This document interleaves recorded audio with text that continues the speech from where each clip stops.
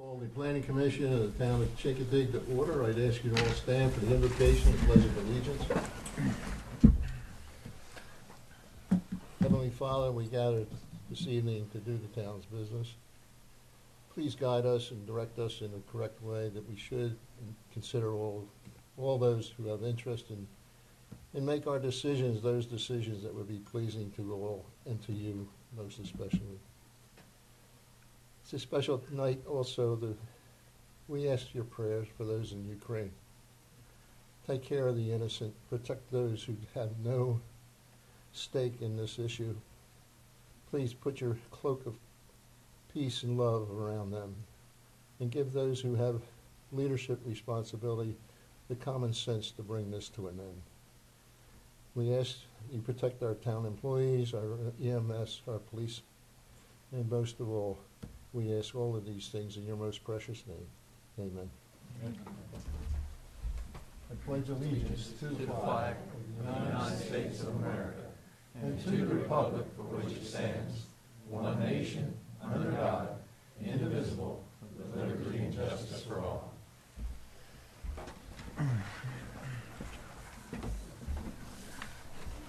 I thank you all for coming.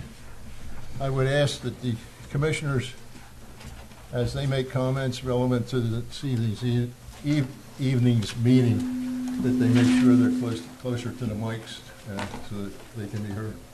Also, for the public that is out there, this is being broadcast on the website of the town, so we are live. Having said that, I would like to open up for public participation.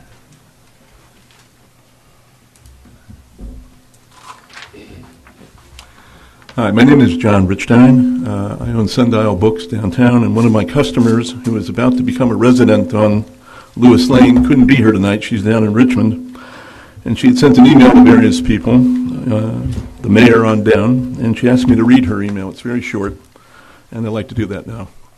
On Sunday, March 6th, as my sister and I walked through a home at 6041 Lewis Street that we will own on March 11th, we were informed of a zoning variance requesting that a commercial storage facility be built behind the house that we are purchasing. We are purchasing this property as it is located on a private road with a wildlife center. We are appalled that a residential neighborhood near a school would become a warehouse for storage. The first thought that I had as a retired social worker who investigated child protective service concerns was the safety of children walking to school, attending outside night activities, and being placed at risk when activity occurs in those buildings. I have known clients of mine who have acquired storage units and have resided in those units, as the units have heat, air conditioning, and electricity during periods of low income and homelessness. Will the Chincoteague Police be monitoring this large facility to provide community safety? A zoning variance is not appropriate for this residential neighborhood, and it's signed by Teresa Bettino and her sister Celeste. And she asked me to give this. Thank you, Don. Linda Epstein. Hi, I'm Linda Epstein. I live in this neighborhood on 4471 Main Street, and I also own a business as he does, in downtown Bad Ponies Gallery. And I want to open with something I've read. I want to read it to you. Wait until you see this darling Chincoteague beach cottage on a little side road off Main Street, tucked away with a great space and the peace and quiet you deserve. In the last few years, I've seen a version of this in almost every listing for a home for sale between the Island Resort and the high school, the neighborhood where I live. This is a residential area. I understand it's zoned R3. It's fishermen's cottages, small Victorians, ranches, and capes. It's a residential neighborhood abutting wetlands, the bay. It's a neighborhood, my neighborhood. Zoning, of course, can be changed for an appropriate reason. A 44,000 square foot, 9-building complex is not a very good appropriate reason for this neighborhood. The whole island is one community, and this could color how we go on as a community. If the concerns of the homeowners and the neighborhoods can be overridden by somebody who just wants to bring industry in, if it can be done in my neighborhood, it can be done in any neighborhood here. And I can ask you, what is zoning for? Let me repeat part of that quote. Wait until you see this darling Chincoteague cottage on a little side road off Main Street. I met the person who bought that little place. Jonathan just talked about her. Okay? Congratulated her on the beautiful new home she had just bought. And then asked her if she knew what was being planned for the land behind her backyard. Behind her fence, not abutting it, is the land where they're putting this. Okay? She doesn't abut it. She did not get a letter concerning what was going to be planned for that. I do wish you could have seen the look on her face when I said that. It's a little bit about what's happening here. So I'm going to ask again, what is zoning for? Is it to protect the neighborhood? The people living there? The quality of life that we have here? I hope that's what it's for. Thank you. Thank you very much.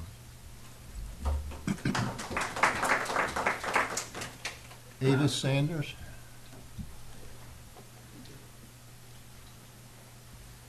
Thank you very much for having us.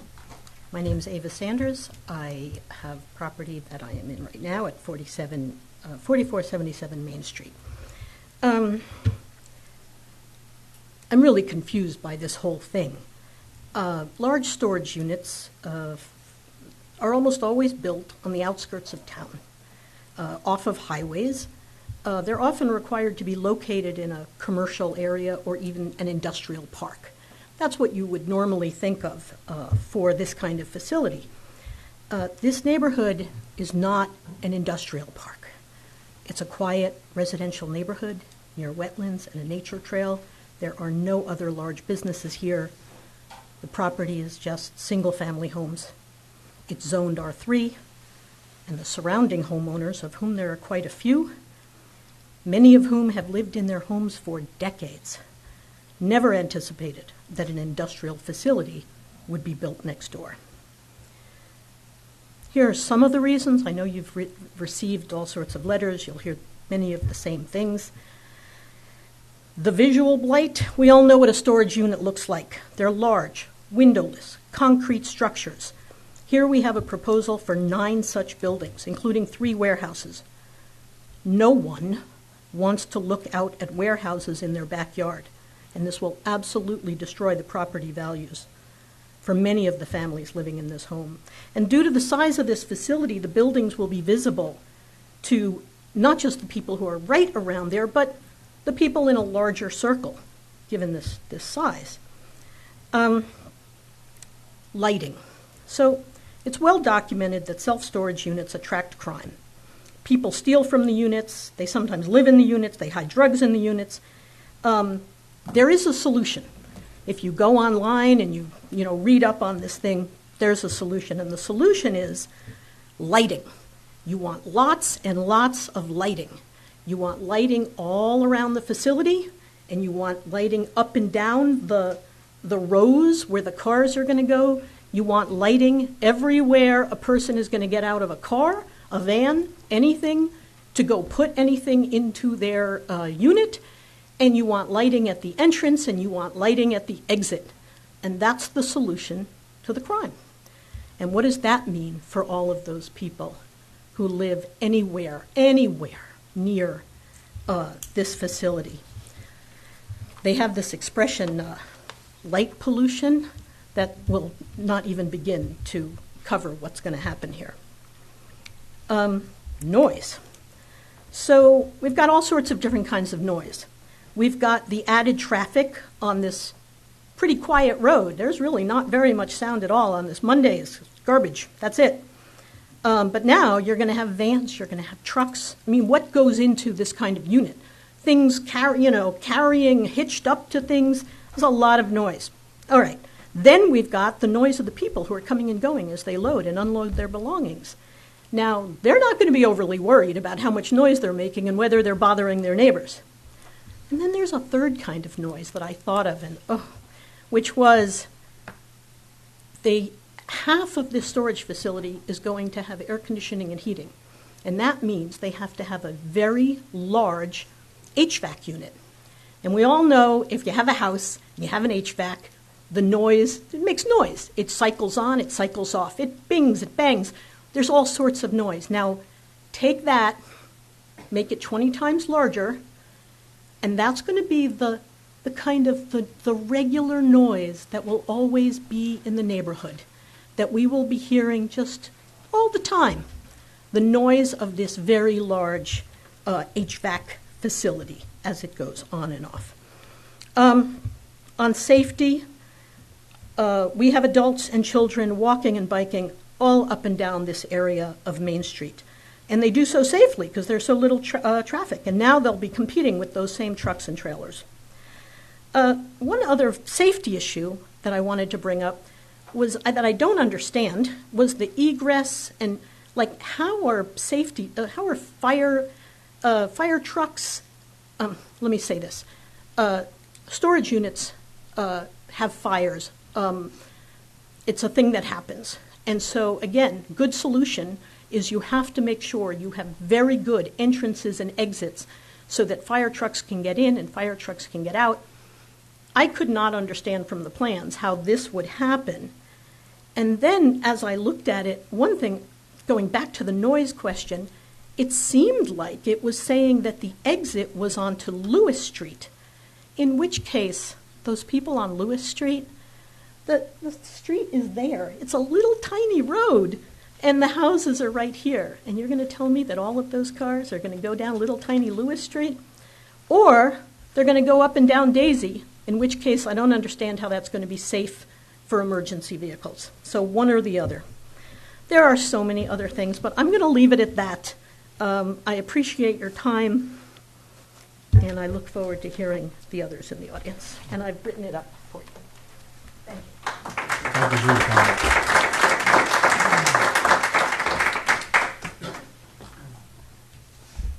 David Burgess?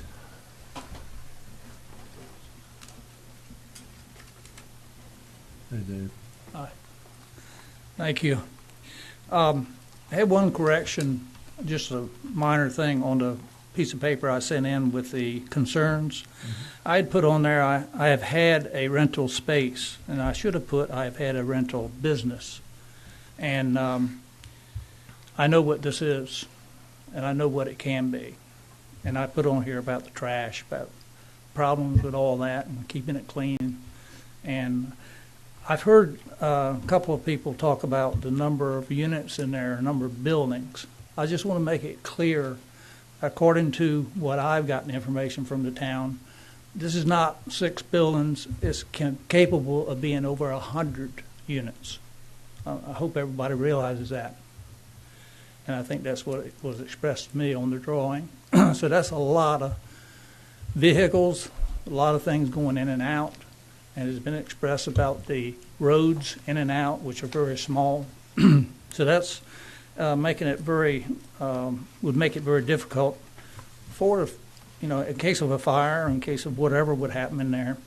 But I just wanted to make one other comment and as a question.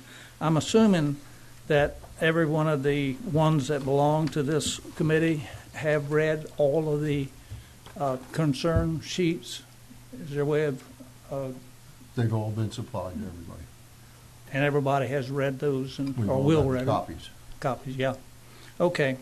Well, I think that's about all I wanted. Thank you. Thank you, Dave.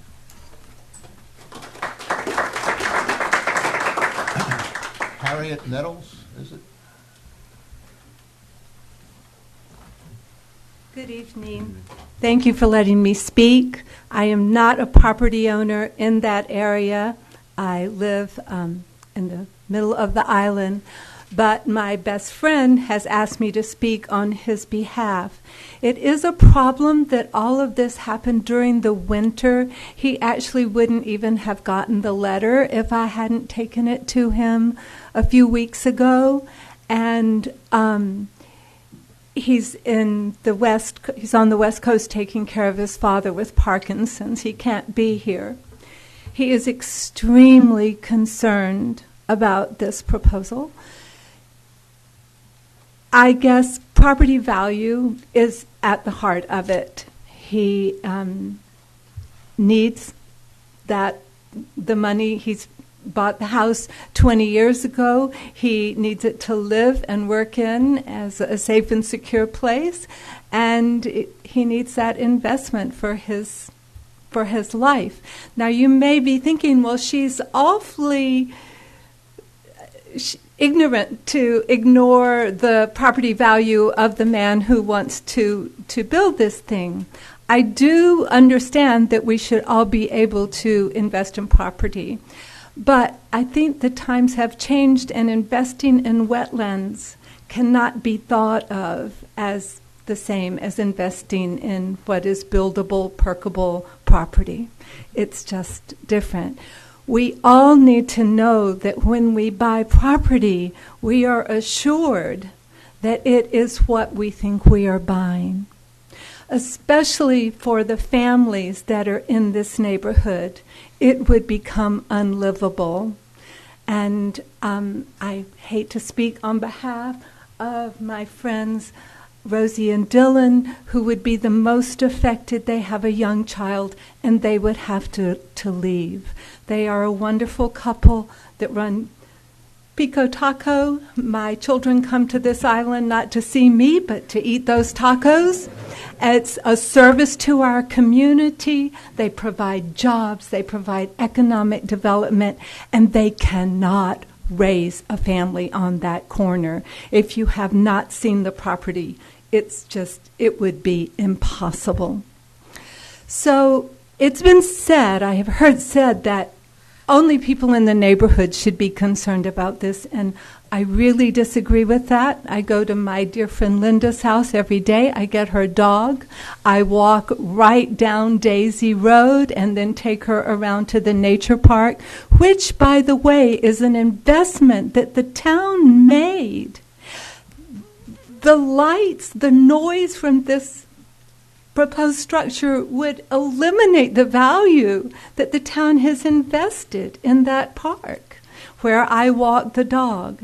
So I would be very much affected, not as much as the families or my friend George, who would see his property value plummet, but it would still be a hardship for me. I do want to add a personal note. My friend just had all of his belongings stolen from one of these storage facilities. So this idea that crime would necessarily increase here on an island where I was assured when I moved here there is next to no crime, that would change.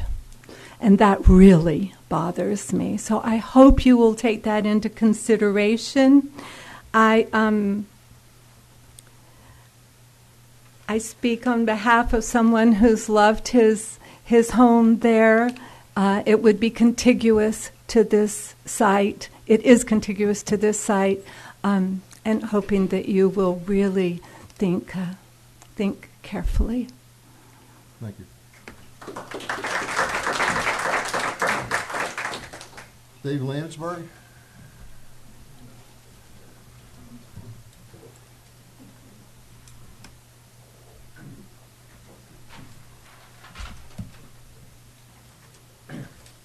While I have a lot of sympathy to the topic that's being discussed, I want to talk about something else for 1 second. Sorry. As you all know, I came before you with a suggested detached quarters ordinance, which you did not see fit to approve. I just want to report to you that I do not consider the matter at all finished, and I urge you to reconsider it. I do have for your presentation the solution that I've come up with, and I'll let you guys have this. Thanks, Dave. As you can see, with the proper permits, with the proper inspections, with the approval of Mr. Bowden, my detached quarters are no longer detached. They are attached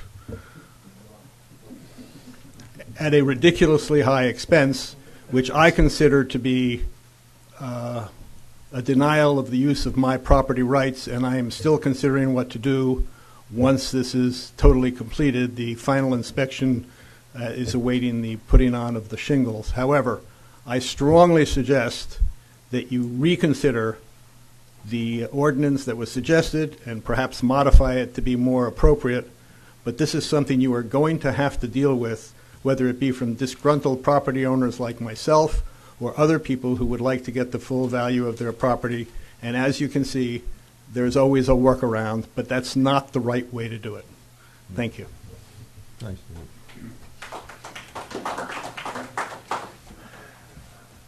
David.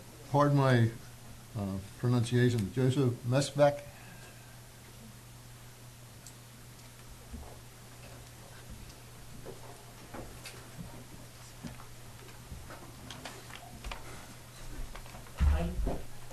I live at 4484 Main Street.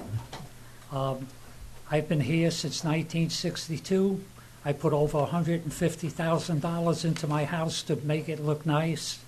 And so from 1962 to now, there's been so many changes there. It changed hands maybe 3 times. The first time they were burying stuff from the laundromat on the property. He got caught, and what happens is he wound up selling. He sold the property for about $250,000, I heard, because that's what he got fined for. And then after that, they put a road up alongside, which is Daisy Street, alongside the house, and they pitched it so that when the water drives over, it floods my property. When we get a heavy rain there, I got ducks swimming there. In the front of my house, they took the soil that was burnt, that was up in the back, and they started coming out to the front. I called Kenny Lewis. Kenny Lewis came in, put a stop to it, but it was too late. I flooded in the front, I flooded in the back. Not only that, the back of the property's got 2 big piles of dirt there, which is contaminated soil that was put in the back because they drilled it. They were burying the stuff, the wood that they were burning. They were burying it in the wetlands. So the wetlands, the Army Corps of Engineers were brought in. The EPA got involved in it. The people in the neighborhood turned them in, and the next thing you know, I find out that the piles are still there. It's growing grass on the top of them. And if he's going to go along with this project over here that he's building,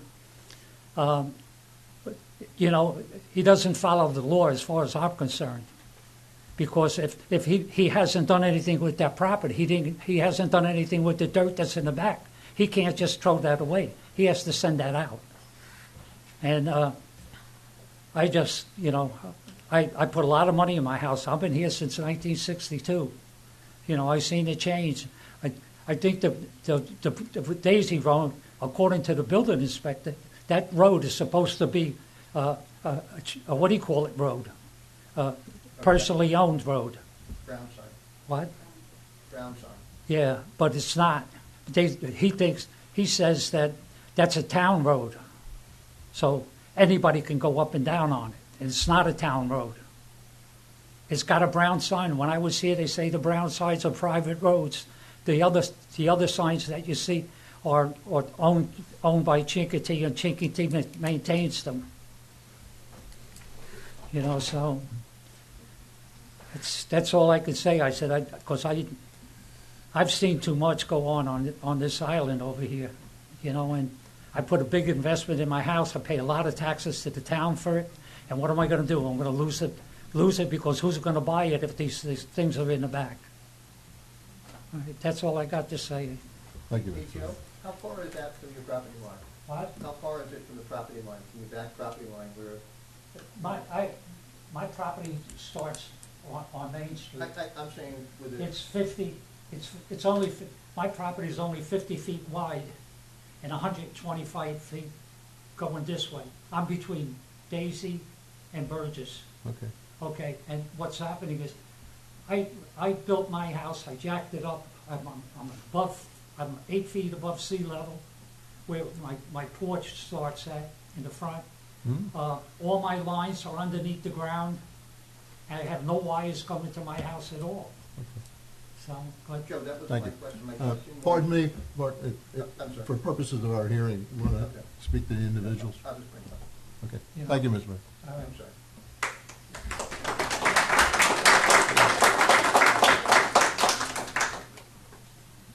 in Rosemont?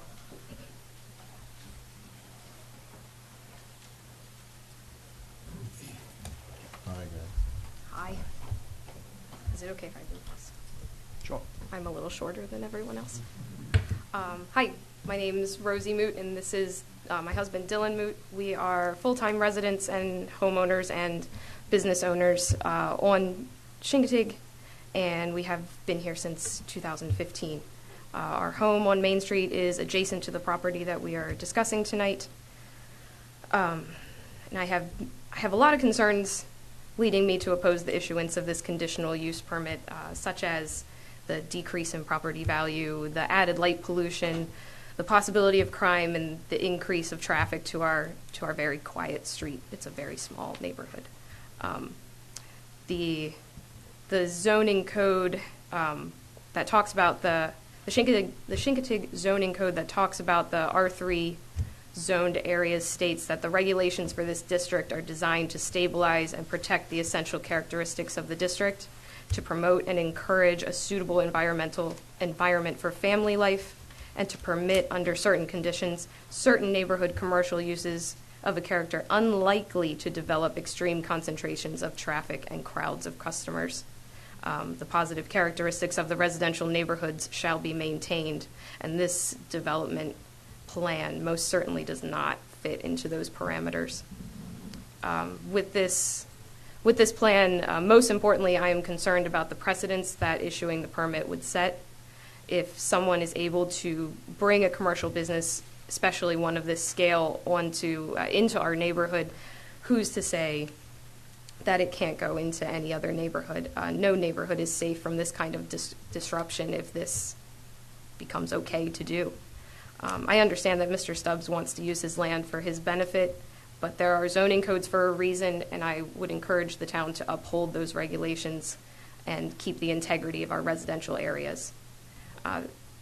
In addition to all of that, I know I've said a lot of things that other people have said, but in addition to that, through change.org, my neighbors and I have distributed a petition, and we've accumulated over 270 signatures of other residents, homeowners, and business owners who feel the same way that we do.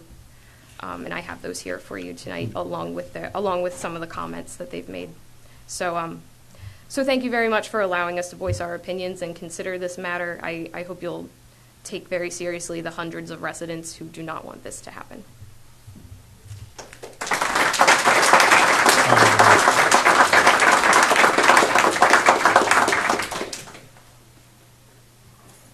Susan Carmody, I'll get it right. Members of the Planning Commission, my name is Susan Carmody, and I live at 4485 Main Street, which is directly across from Daisy Street, and I've owned the property for the past 28 years. I'm opposed to this conditional use permit request for the following key reasons. We need to protect the existing mixed residential character of this R3 zone neighborhood. This request is not consistent with the existing scale and character of this neighborhood. Its development shall not blend in with the current area of predominantly single-family homes. This is not a low-intensity development proposal. A loss of property value will ensue for the surrounding properties that suffer with the visuals, the noise, is there 24/7 access to this operation, traffic, crime, and lighting impacts. I cannot imagine how this large-scale commercial proposal could be considered cottage industry for neighborhood use. Secondly, there are safety concerns, as many of my neighbors have and fellow islanders have already stated, due to the increase in the new types of traffic, which would be boat trailers, moving vans, and whatnot, on Daisy Street, shall cause safety concerns for its residents, especially their children, as well as the students and teachers who travel on Main Street to and from Chincoteague High School. There exists a potential for increased crime that is oftentimes related to clusters of storage units. So therefore, I urge you to disapprove this request to assure our neighborhood compatibility, our property values, and citizen safety. And I thank you very much for your consideration. Thank you.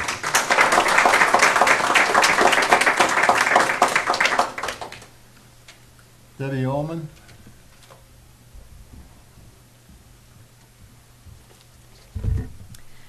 Good evening, members of the Planning Commission. My name is Debra Ullman. I live at 4374 Main Street. I'm directly across from the Island Motor Inn, or the Island Resort. Reggie's been a neighbor of mine, across the street neighbor, and he owns the property adjacent to me for over 22 years. I've considered Reggie to be a good neighbor. He keeps his motel clean, neat, and I also have been a good neighbor. I keep my property clean, neat. My house is affectionately known as the flip-flop house, if you are not familiar with it. I have a history of opposing the expansion of commercial district beyond the downtown area. It used to be that my house was the last commercial district on the east side of Main Street, and Reggie's Motel was the last commercial property on the west. About, I'm guessing, 10 years ago, the city did a rezoning of the area and expanded the commercial district on the east side and somewhat on the right. The area that is in question this evening remained mixed-use residential. 10 years ago, I wrote a letter that was opposed to the changing of the zoning map and expansion of the commercial district.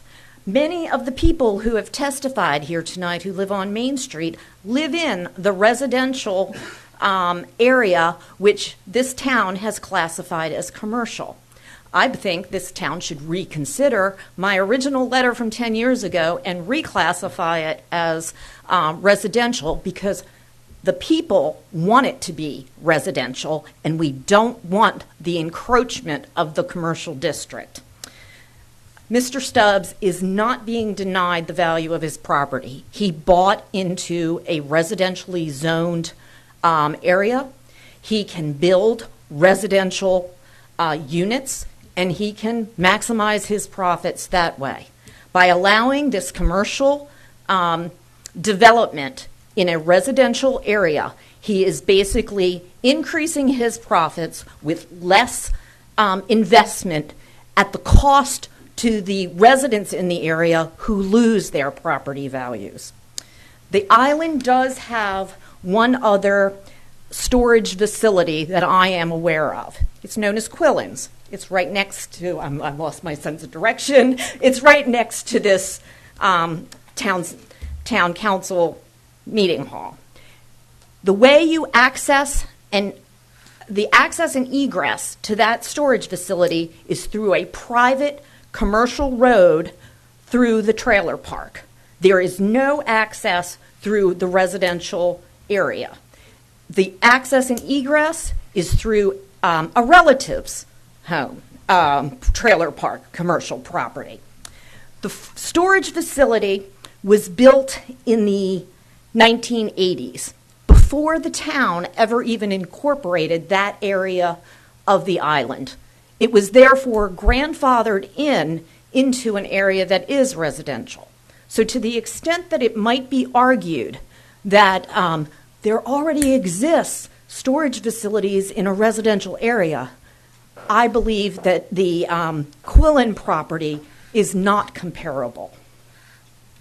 There is also, I find it, one of the other, my colleagues to the north has mentioned that the ownership of Daisy Street is kind of in question, that some people believe that it may in fact be a private road, in which case the owners may have easements through the middle of the road, and their permission for this type of facility would be needed.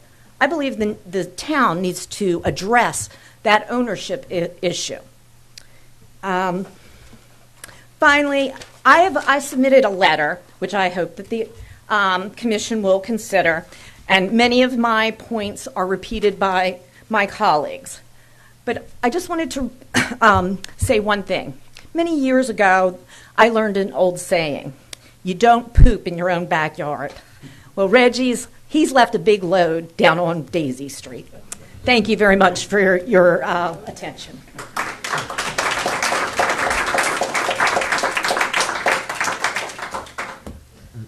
Tom Hughes? Good evening, Board. And I want to thank you all for coming out tonight. My neighbors, the community, for standing up for what you believe is right. And that's why you're here tonight. I hope the Board Mr. Hughes? listens. Would you address the commission, please? I will, sir. All right? You know, we all live our lives forward to understand it backwards. Could you state your address, please, sir? Yes, 4496 Main Street. Thank you, sir. I was appalled when I heard about this. I didn't get any letter. I'm like, and I spit away from watching everything out of my windows and my backyard and my door and sitting there in my kitchen. And I was never notified. I think, you know, whatever the policy is here, I've lived here, been coming here for 40 years. I bought a house that was built in almost 100 years ago, over 100 years ago. I restored it completely, put a couple $100,000 into that house, improved it, kept all the original siding on it for the ambience of the island, for the beauty of the people. People come here from around the world to enjoy it. You would not expect to see a huge storage facility in our backyards. Would you want this in your backyard, members of this committee? I don't think so. You have to come and look at the property, to speak to the people. Just look at what you'd be looking at. I've raised my family here. My grandchildren come here. To hear all this noise now and to affect the property value to my house and my neighbors' houses for a commercial structure, you know, in the end, money usually wins out. I hope that's not the case. I hope we think forward to protect the land, because once you destroy it, you cannot restore it. It's gone forever. And it's an historical town. Why does it have to be there? And when you're changing a variance, I was told it was a variance. This is no variance. A variance is a few feet away. This is a change to change it to commercial in our backyards. Would you want a Walmart in your backyard? That storage facility, for people that don't realize it, is bigger than this building, bigger than that building. Boats coming, trucks coming, kids going up down the streets. I don't understand where the thinking is. This is a beautiful community, loved by many people. I love my house. I love my neighbors. I love Tiggers. It's a gorgeous community. I just can't see the crime that comes in. It's like a prison. You have wire fences. You have barbed wire. You have lights that go up in the air that affect all of our bedrooms, that affect our yards. When we're going out in the yard at nighttime and people coming and going with cars and trucks and boats, this is wrong. And I hope that each of you really think about it, because it's on your shoulders where it goes from here. And we can't replace this community. It's terrible. So, and flooding, you know, my grandson, when we had a northeaster, our backyard flooded and so the driveways. And talking about driveways on the private drive, I couldn't find a permit for somebody that paved Daisy Street. How did that happen? Who paved that? I don't even know. I went to the town and couldn't find out anything. Could you check into that? Why would somebody, you know, pave a private street? How does that happen? Without anybody knowing. When I built my house, I had to raise it in order to restore it. You're taking a storage facility, and I've talked to civil engineers that say you have to bring in tons of fill to raise it, and then do all the backfilling, and it floods. Ever since they did that driveway, they paved it, it floods. It goes into our yards. Why would somebody do that? And three other things is Faye Williams. Her yard floods because they built a new house next to it and nobody cared. When you talk about Assateague West, the same thing happens. And when you talk about Cottage on Main Street, on South Main, they had to build a retaining wall that's 3/4 blocks high to stop it from flooding the property. And water has nowhere to go, it still floods. So how is that right? Why would you do that to us? And lastly, I just like when my grandson was over and we had that flooding, and he said he saw the ducks swimming in the backyard and in my neighbor's yards and across in the parcel that's here, and he goes, "Grandpa, can we go out fishing?" Why would you let somebody build a storage facility on the ground, off the ground, and ruin our properties? It makes no sense in a residential neighborhood. The only thing I'm thinking of, from the research I did, David Burgess's property adjoins this property. It's the same, almost identical property. So when something happens to David and his property gets sold, who's going to buy that? What's going to happen? If you set precedent now, it's gone. And then the next one, and then the next one. And now we have a commercial zone. Why? Thank you for listening. Thank you.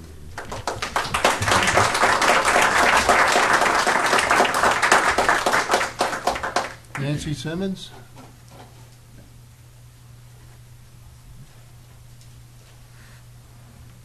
Members of the commission, I did not plan on speaking. I planned on listening and learning as much as I could. I determined to come when I heard the extent of what is being proposed by the Stubb family. I can only, let me say first, I live on Collins, which is a couple of streets south.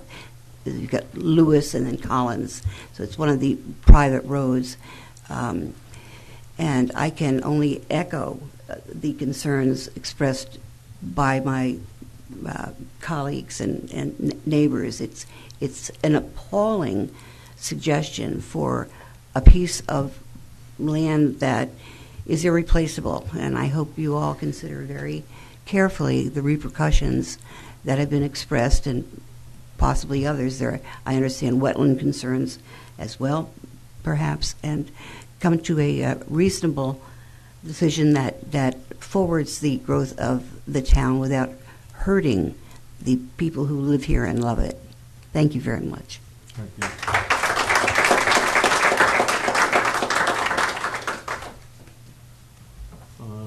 Tim O'Flynn. I apologize. I have nothing more to add that hasn't already been said. Happy St. Patty's Day. That takes care of those who have signed in to speak this evening.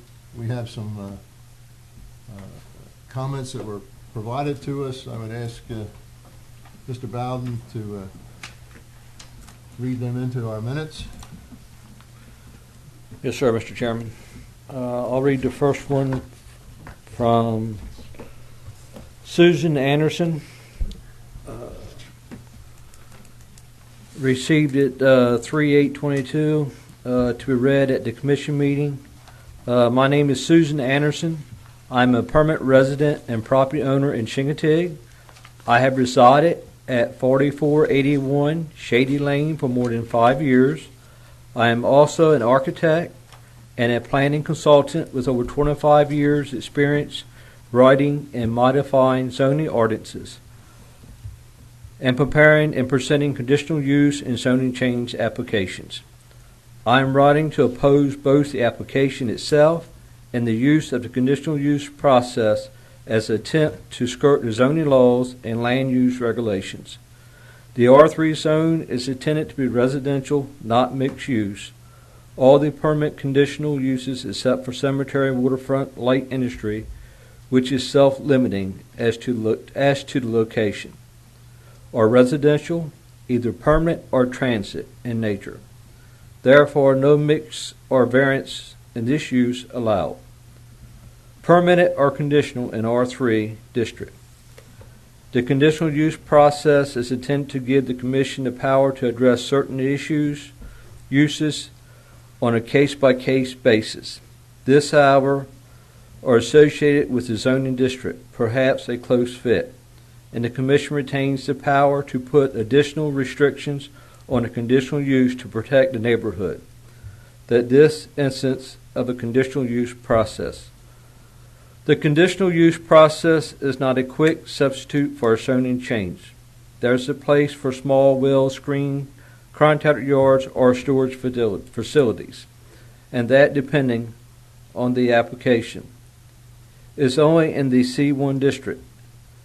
Any intent to allow this kind of facility in a residential zone will be reflected somewhere in the ordinance, and it is not. To demonstrate how the line of this use is for residential neighborhood. In one district, where it may be allowed in C1, is a conditional use there. To show when an ordinance is written, detained, recognize the negative impact of such facility could be on surrounding properties in a commercial district. There was clearly no intent to allow storage facilities in a residential zone.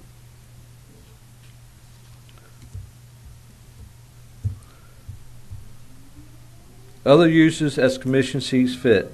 Part of the ordinance is not intended to use covered elsewhere in the ordinance. It is not a catch-all designed to allow the Commission to ignore the law. It is intended to use where not included in the ordinance, either because they had never been issued or did not exist. It is not intended to replace the language of the ordinance itself. It is used as listed as permitted on a conditional use elsewhere. It cannot be considered as conditional use where it's not permitted without ordinance language. The ordinance itself speaks to the appropriateness of the storage facility, and one could certainly challenge the definition of small. It is as being presented, CU and C1 district in a residential area. This is a use conditionally allowed in a commercial zone only. The fact the application was submitted without basis details such as lighting, storm drainage, details that had determinable effects on residents. It also enacted its inappropriateness of the site. It to fit, those would easily issue a present comment. I strongly urge the rejection of this application on the recommendation that that applicant come back with a zoning change request, as the intent is clearly zoning change, not a conditional use. Zoning changes are complicated, time-consuming, and expensive. They are not something to be decided by virtue of one application distinguished as conditional use. Susan Anderson, 4481 Shady Lane, Shingatig, Virginia.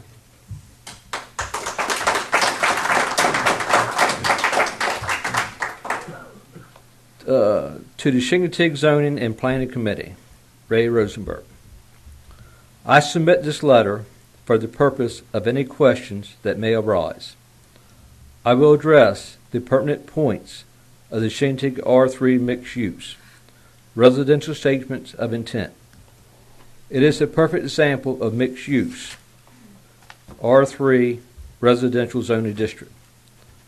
The question is whether or not it is compatible use of land in that district. Storage units would be similar to others that we all know and see practically everywhere, every day as we leave the island. I intend to use no fences as the northern section of the property adjoins Shingatig High School, and the eastern section is wetlands. The south borders are Lewis Street and Burgess Lane, which I intend to use landscaping to form a natural border of hedging. The increase of traffic would be minimal. Check out the ones on 175 by Ray Shanny on Route 13, north of Tees Corner. Ask yourself, have you seen heavy traffic at these? Storage units are a place to store one's possession and forget them for a time. The other issues of light pollution, which would be null, as I have no intentions of high pole lighting, but instead use corridor lights, which will eliminate only the unit access. I do not see potential break-ins, as that would be addressed by cameras, automatic notices to police and to owners. I see no noise as a particular barrier. The west entrance would be North Main Street that would be expanded. Will landscape and have minimal signage. Curb appeal is one characteristic that successful storage units have.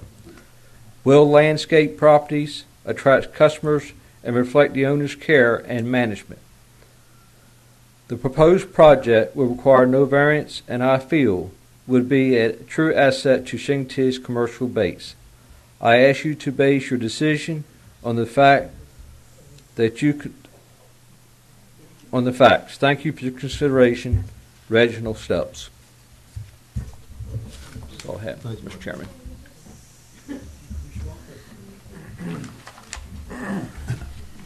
At this point in time, we're going to close the public participation portion of our meeting and move on to the business of the commission. I'd ask for approval of the agenda. Any reviews, disclosures, changes? I'll make a motion to approve the agenda as is. I'll second it.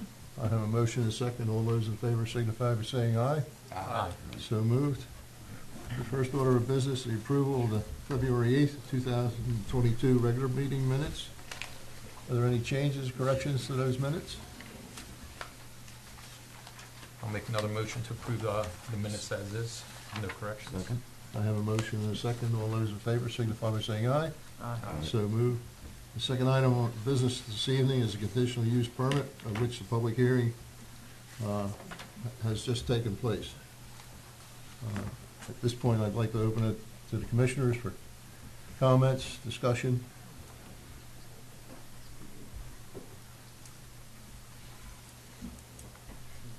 Do we have drawings of the proposed project, and not only a plat layout, but a architectural drawing of the units? Basic plan, which I submitted to you in the package. Okay. That is it. Yeah, sorry, I missed it.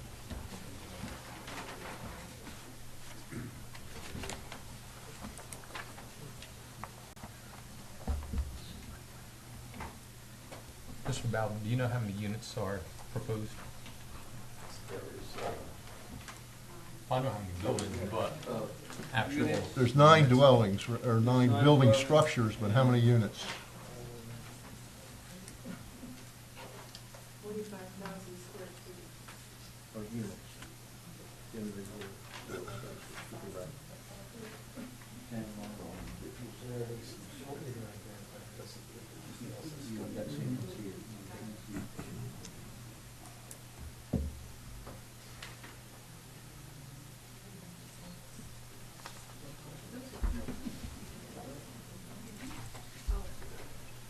Gotta be a little over 100. Each unit could accommodate There's like 10 to 20, depending upon size. Yeah, the two big ones are about 49 total, and then the other ones have about 10 to 15 units in each. Some units are only 8 foot wide, 10 foot wide. Rough around 98, and they're not numbered, but just going by the line. And they would be of various sizes, I'm guessing. Just you know. I'm sorry, to clarify, some of the buildings are not split up by units, they're just huge. Right, three buildings are just Huge. huge buildings, right, there's no dividers in them. But I do not have a plan number each building or the size of them, just individually divided up in little blocks for the buildings A, B, F, G, H, and I. How do the setbacks work on that? If you got sides, you got fronts. Right, and I don't have a clear plan to show all my setbacks on here, what it's going to be, so we have to maintain the middle would be, back it would be back toward Wood Street, back, the elevation hits your side yard setbacks. Would they be 5 foot setbacks? It'd be a minimum, R3, the minimum are 10. 10. What would be considered the frontage? Would it be Daisy Street entrance, or? Well, it's kind of a flag lot coming back, so Yeah. it comes off Main Street, so Main Street would be Main Street's considered as right. an And on address. this plat and on the GIS map, it's unclear whether we're coming off Daisy Street or we're coming off the easement to the side of Daisy Street, which comes back. But that property doesn't butt to Main Street, does it? Yes, it does. It does.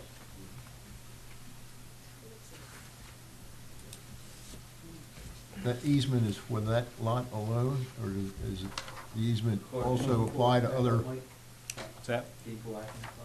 Accomack, sure. Could I respectfully suggest that the commission go visit the site, because it occurs to me... pardon me, sir, most of us have been there. Okay, well, it doesn't sound Yes, like it. thank you. Yeah. Yeah, we visited. It was the first thing we did. Yep. The suggestion that it's, even Reggie's put in here, is the access and egress of the two different streets. They are private roads, as we understand it from the town position. They are not supported by the town in any way. If they are a brown sign, the road is considered private. If it's a green sign, it's considered public. Right. If they're a brown sign, we do not use our state money to maintain them. Private road issue has been an issue to the town and the commission for 30 years that I've been here around on the commission, I guess, in the sense that private roads is required and the maintenance of those roads are required to the property owners adjacent to those roads.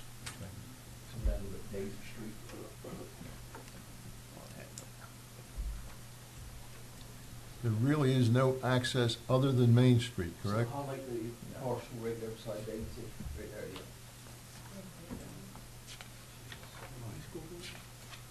The question of wetlands was raised this evening. Is any of that property actually wetlands? Yes. The whole thing? Okay. Well, Just clarify. You know the pond when you walk the trail? Yeah. That's in my front yard now. Okay. yeah. The brown area you see here, That yellowish portion? I'm sorry, let me back up off the lot here. The brown area you see here is the area that they consider wetlands along here. The plan as it's been provided to us, does that impact the wetlands? Yes, it does. A part of it comes to the side of it towards the high school. Part of this would come into it, which I have no delineations on the maps on it. The permitting requirements associated with that, or what? We'll send it to, it'd have to go through Army Corps and DQ for anything wetlands for their delineation if it hasn't been done.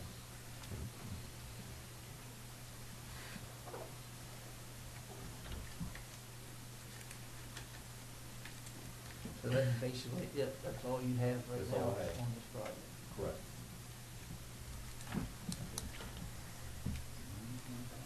The concerns expressed this evening were lighting relevant to the traditional type of lighting in a storage unit that we see in other locations. Mr. Stubbs has indicated it would be low profile lighting.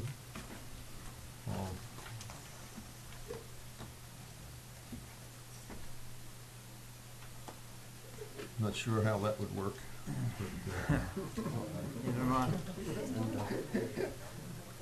A question I have is that, if I were to use a storage unit, I wouldn't want to hike stuff up out of my car up into a storage unit. So if I understand this properly, if the plan is to go through and install fill to a level to avoid the contents being flooded? You'd have to build it 2 foot above your base flood elevations. I don't believe ground elevation is there now, so it would have to meet the flood requirements. That would be demonstrated by the property that's being developed on South Main Street, similar to that? Could be. I can't answer that 100%, but. Similar to that. Right. That type of. The yellow shading you see on the map right now is the base flood elevation for that area. It's 4 feet above sea level, which would, the town's freeboard requirement would add 2 feet to that, and they would have to be 6 feet above the National American Vertical Datum, which is the 1988 datum, which is, you heard someone here refer to tonight, their house was 8 feet. That's the old datum. The Right. NGVD datum, the new datum, recognizes a certain amount of sea level rise. So this would have to be 6 feet above the new datum. So that 2 foot buffer applies to this too? Yes. Now, we do not know the lowest or high adjacent grade, only a surveyor and elevation Right. to tell that, but you're probably looking at with the recent flood elevations in the general area would be somewhere between probably 2.8 to 3 foot roughly. It's pretty low. Just guessing. Yeah, it's pretty. But I can't answer that for sure without. You're looking at 3 foot of fill. And as far as runoff, there is no natural. We got it, I got it at my house. I got it at my house. Somebody paving that road. You haven't even lived If it you yet. do look at the plan, you see some stormwater management ponds in there. I asked for the plan for that.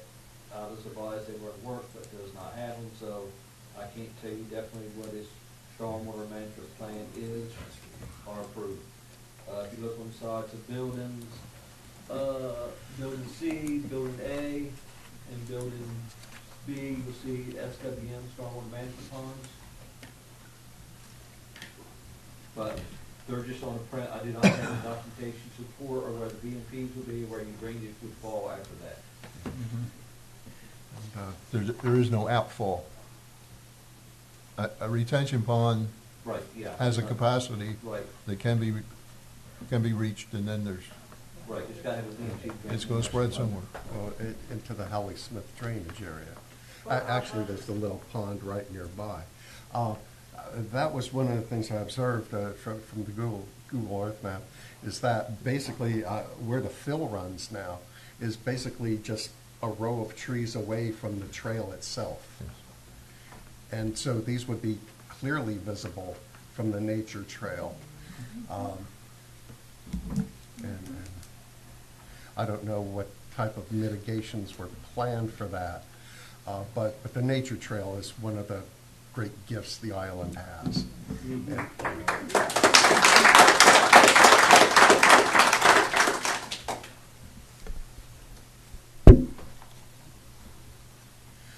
So, at the very least, I saw in the letter that he mentioned, planting some shrubbery. Shrubbery. 30 years from now, it might. Mark, we have a comment that you can't be heard because of the microphone. They're asking you to step to the podium, so there's a microphone when you speak. Mark could come over here if needed. Yeah, and there's a mic right there too.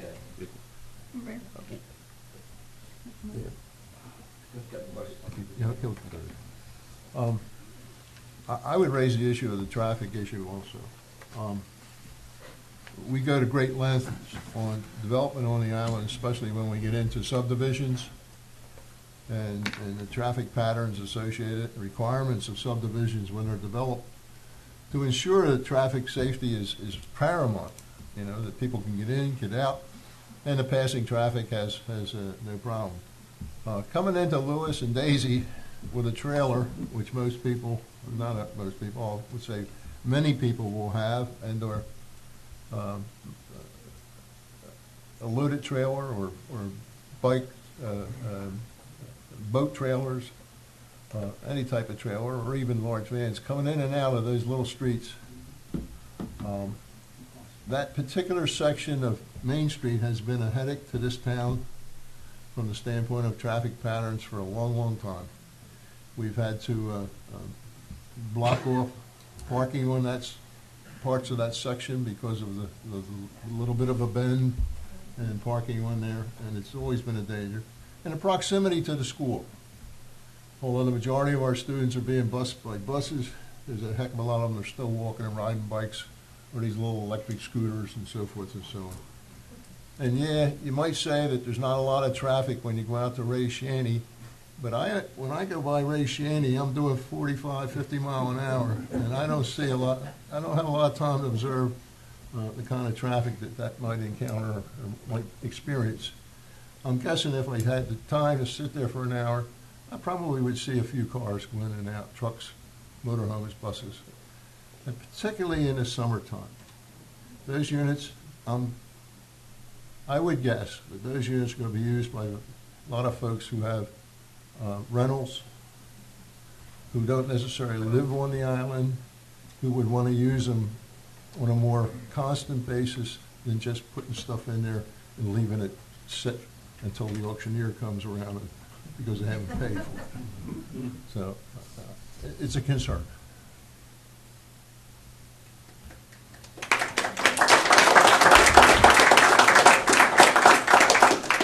I work in Delaware, and I have the good fortune to pass a number of these kinds of units, and they're accessible 24 hours a day. I'm sorry, they all got lights, you know, and they all got barbed wire, and they all have highway access. So I think there's a lot more to it than we have here that we really need to look at.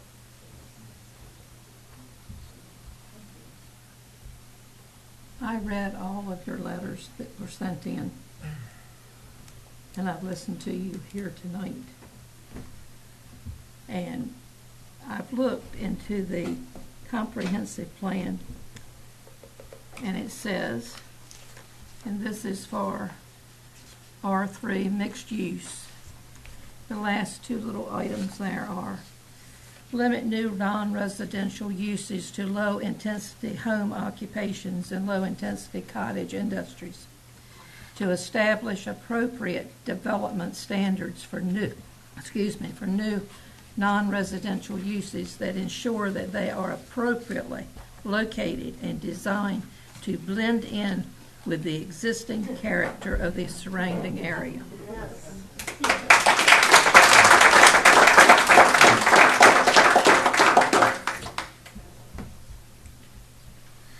Yeah, and I've kind of known Mr. Stubbs for years, and I'm sure that this would be a first-class, well-kept storage units. But, you know, listening to the speakers tonight, I got to agree with them. I mean, this doesn't belong in that area. I wouldn't want it in my front yard, or backyard, or side yard, because it seems to be that case with everybody here. It's somewhere around their house, and it's going to interfere with their houses and their way of life. So, yeah, I mean, my opinion, I'm opposed to it, you know.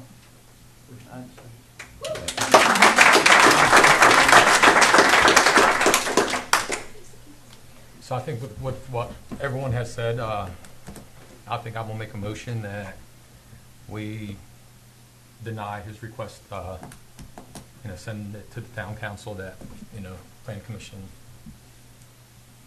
we're not for it. I second. I have a motion and I have a second. Is there any further discussion? I'll call for the motion at this time. All those in favor signify by saying aye. Aye. Aye. So moved. We will forward this to town council as the planning commission recommends not to be accepted.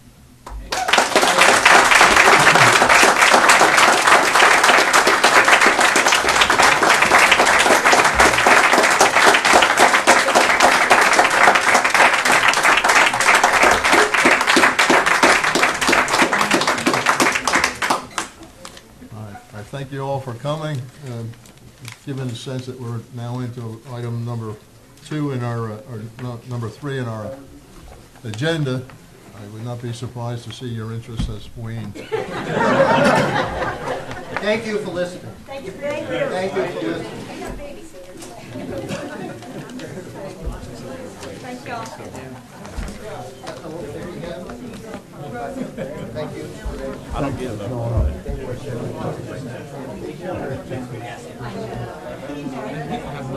I'll just Yeah, I'll hit it. Take care. God bless.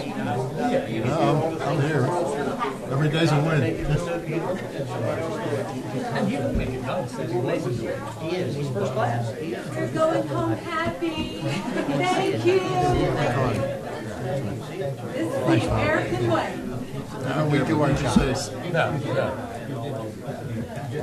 Nobody can actually. You're welcome. That's right. Thank you.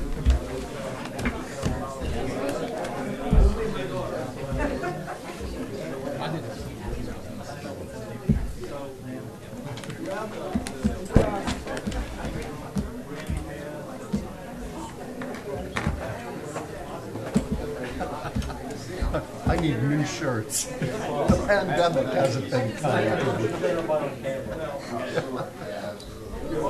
Yeah, we're still on camera.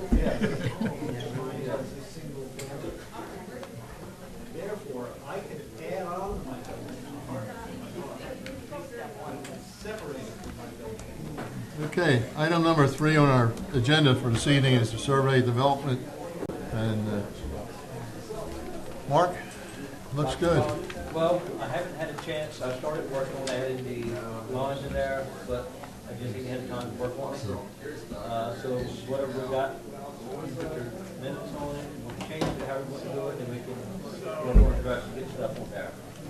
All right, we got. What would be the best way to get comments submitted for the survey? I like it a lot. I think it's very, very good. Most of, just about all of what I had were some additions to round out some of the sections. Right. I know you want to add some boxes in there for comments. I started that. I haven't completed that yet. So, and you can probably click on it and edit it too. Because it's sent word to you, can't you?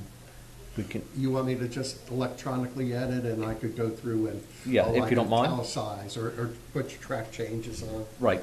I'm pretty much in sync with Bob in the sense of providing the opportunity for comments relevant to yes or no, the scoring. Right. And if it's okay with the other commissioners, is that fine with you? If not, I can do it. You work it out, and I would hope to have it at our next meeting so that we can make a final. Okay, let's go. Type of decision. And does any other commissioners have any comments to add to that? I mean, Yeah, the one question here, Scott, it says no fill in flood zones. That's pretty much what, 70% down? right. When you ask So a question like that? do you want to keep filling? Do you want to? The more we fill, the more problem we have. I mean, that's kind of a question that's, it's a no-brainer question. I mean, Well, the way I interpreted that was that in wetland, designated wetland, right. Right. Like how opposed are you to that? That I understand. Yeah. You just change that wording. Yeah. Yes. I think Army Corps of Engineers will take care of that for you if you try it. Yeah. Well, yeah. Well, I guess I've been beating the drum so often that you're probably numb to hear it, But the flooding issues on the island are not going to go away. They're going to be exacerbated over the next few years. And all the forecasts are coming out that not bode well for us. And so I'm real concerned with any filling that takes place at the present time, even to the point that we're meeting our requirements of the ordinances and zoning that's existing right now, I'm old enough to say I'm not going to be here when the real impact hits. But I regret to see what's coming. And how you deal with it, I don't know. I don't have the answers. But I would hope that over the next few years we devote some time and energy to planning and not waiting to react to it. So, but enough said. We okay with the survey then? Yeah. I probably have like about 4 or 5 additional lines, maybe 6, and then a little bit of wordsmithing to make it a little. Yeah, as we discussed, kind of what you want to do is you want to make it so that when people read through it, you put stuff in there so when people read through it, they react to it. Because if you put stuff in there and everyone checks box 5, it, like you said, it doesn't mean a whole lot. You need people. You need to draw out people's opinions and details. Yeah, exactly. Okay. Okay, sounds good. We're up to commission members' announcements or comments. Interesting that Mr. Landsberger, I guess you guys saw this. This is his answer to the original question, and it does raise it does raise that to a little higher level, certainly, for our discussion purposes. I think it's really attractive. Well, yeah, it is a nice job. If the It's a door nice on the job. other building was moved down underneath it, you know, it'd be, but, The difference, that's for another day, another topic. And I think that's one of the questions on the survey, too. yeah, it is. Yep. I meant to do this earlier, but since we had such a large group, for the record, I'd really like to offer my congratulations to AJ. Mr. Bowden's retiring, and he's been a piece of this island for as long as I've been here, certainly, and I think although there's nobody that's not replaceable, he may be. He may be one of the few exceptions.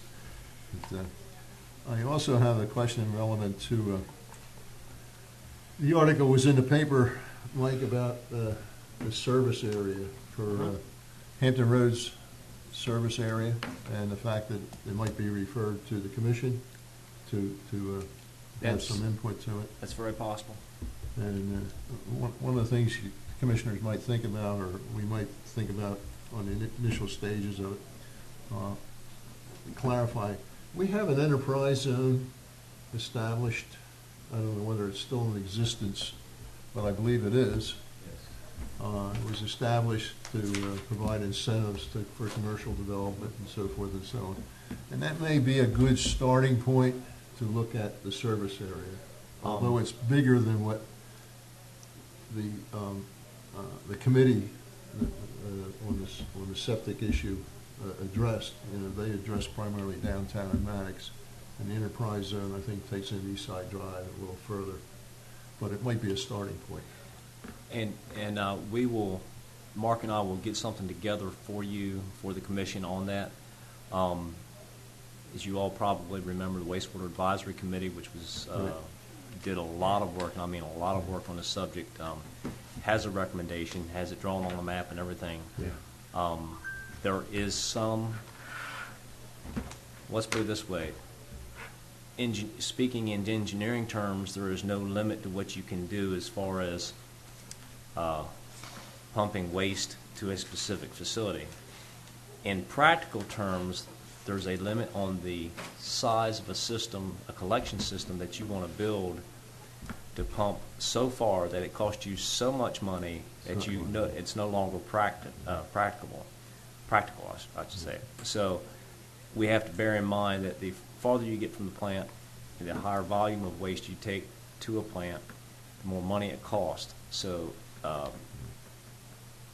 we'll have to bear that in mind as we go. But we can't, let's just say, practically we can't afford to pump from one end of the island to the other. So, and that is why, and I was a member of the Wastewater Advisory Committee, but that is why the consultants who did that work for us recommended that particular T-zone, Maddox and Maine, is because you have to keep the collection system compact enough that it's affordable and at the same time meet the needs of the folks who need it the most.